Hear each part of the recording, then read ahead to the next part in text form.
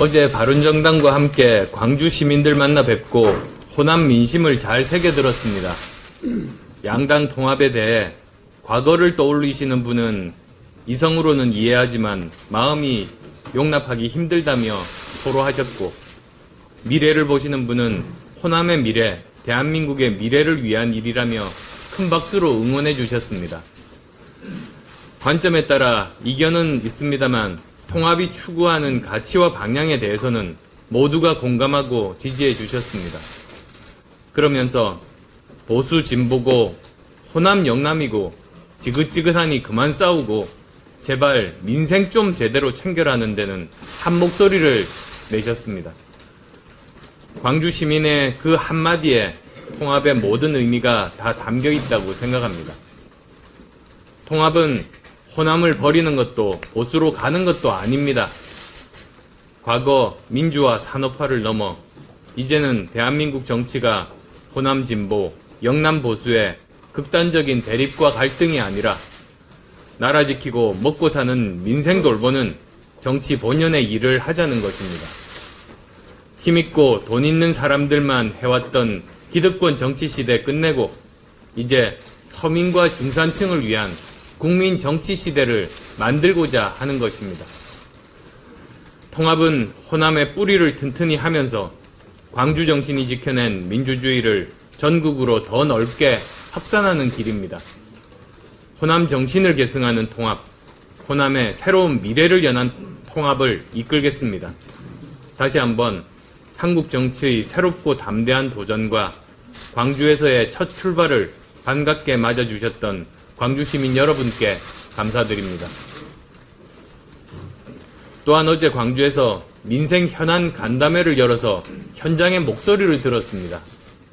한국외식업 중앙회, 중소기업 중앙회, 소상공인 연합회, 그리고 청년 창업가들이 많이 참석해 주셨습니다.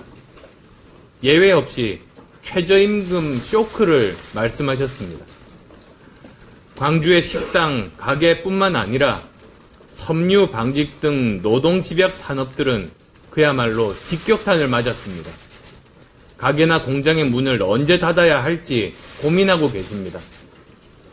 기업, 노동자 모두의 고통이 하루가 다르게 악화하고 있지만 청와대는 오직 소득주도 성장론만 사수하겠다는 일념으로 여론의 비판과 대안 제시는 거들떠보지 않는 채 목리를 부리고 있습니다.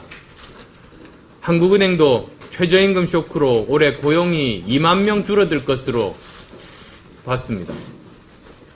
문재인 정부가 지금 당장 해야 할 일은 최저임금 인상 속도 재조정의 결단을 내리고 상여금, 숙식비, 최저임금 산입 범위 포함 등 제도 개선에 나서는 것임을 명심하기 바랍니다. 전남 지역 겨울 가뭄이 심각한 수준입니다.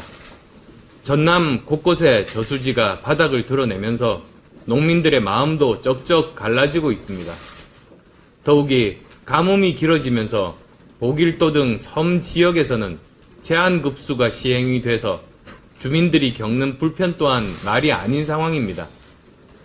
더 큰 걱정은 이대로 가다가는 봄농사마저 차질이 우려된다는 것입니다. 정부는 특별교부세 집행 등 긴급 지원과 함께 봄철 영농기까지 안정적인 농업용수 공급이 이루어질 수 있도록 저수지 물 채우기를 비롯한 모든 방법을 총동원해 주시기 바랍니다. 이와 함께 농업 현안에 대해서 몇 가지 입장 말씀드리겠습니다. 첫째로 올해 쌀 목표 가격에 있어서 물가 인상률을 반영하되 쌀 수급을 고려해 적정 가격을 설정해야 합니다. 둘째, 현재 진행 중인 한미 FTA 개정 협상과 관련해서 미국의 농축산물 시장 추가 개방 요구에 대해 입장을 분명하게 해야 합니다. 셋째, 농업의 공익적 가치를 헌법에 반영해야 합니다. 농업은 삶의 기반이자 식량 주권은 제가 거듭 말씀드렸습니다만 미래 안 봅니다. 그런데 문재인 정부에서도 올해 농업 예산이 국가 전체 예산의 3%에 그쳐서 농민들의 분노를 샀던 바 있습니다. 결국 국민의당이 국회에서 5천여억 원에 이르는 농업 예산을 증액해냈습니다. 더 이상 농업 홀대론이 있어서는 안 됩니다. 국민의당은 전국 농어민위원장 김종회 의원을 중심으로 정부의 농업 정책을 철저히 비판하고 견제하며 대안을 제시해 오고 있습니다. 농어촌 특별위원회 설치법과 농업회의소 설립 법안에 대해 적극적인 검토를 거쳐서 중앙정부 중심이 아닌 농어민, 지방정부가 함께하는 농정을 만드는 데 앞장서겠습니다. 마지막으로 평창올림픽에 대해서 한 말씀 드리고자 합니다. 평창올림픽. 참 말도 많고 논란이 끊이지를 않습니다. 지난 20일 남북 단일팀 구성 방식이 합의 발표됐을 때 많은 국민들께서 의아해한 게 사실입니다.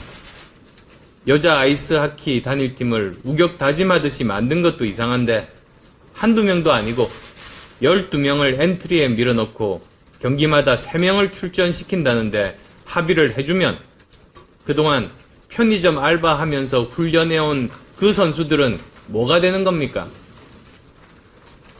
더 황당한 것은 19일 도종환 문체부 장관 등 우리 대표단이 스위스 로잔에 도착했을 때 이미 남북한 단일팀과 공동 입장식의 세부 사항까지 모두 정해져 있었고 우리 대표단의 의견은 거의 반영되지 않았다는 것이 현지 사정을 지켜본 사람들의 증언입니다.